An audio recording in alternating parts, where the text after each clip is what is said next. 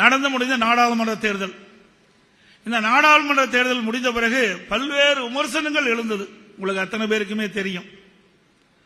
அதிலே ஒன்று கூட்டணி அமையவில்லை என்று ஒன்று.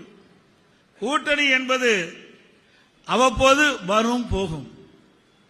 ஆனால் அனைத்து இந்திய அண்ணா திராவிட முன்னேற்ற கழக கொள்கை என்பது நிலையானது என்பதை இந்த நேரத்தில் தெரிவிக்க விரும்புகின்றேன். எனக்கு முன்னாலே பேசியவர்கள் குறிப்பிட்டார்கள்.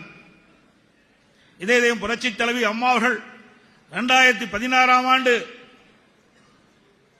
எந்த கட்சியுடனும் கூட்டணி இல்லாமல் தன்னந்தனியாக 234 தொகுதியிலும் இரட்டை சின்னத்திலே போட்டியிட்டு ஆட்சி அமைத்த வரலாறு அதிமுக கட்சிக்கு மட்டும்தான் உண்டு.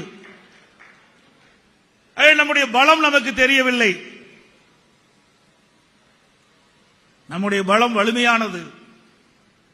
எந்த கட்சிக்கும் இல்லாத தொண்டர்கள் நிறைந்த ஒரே கட்சி அதிமுக கட்சி மட்டும்தான்.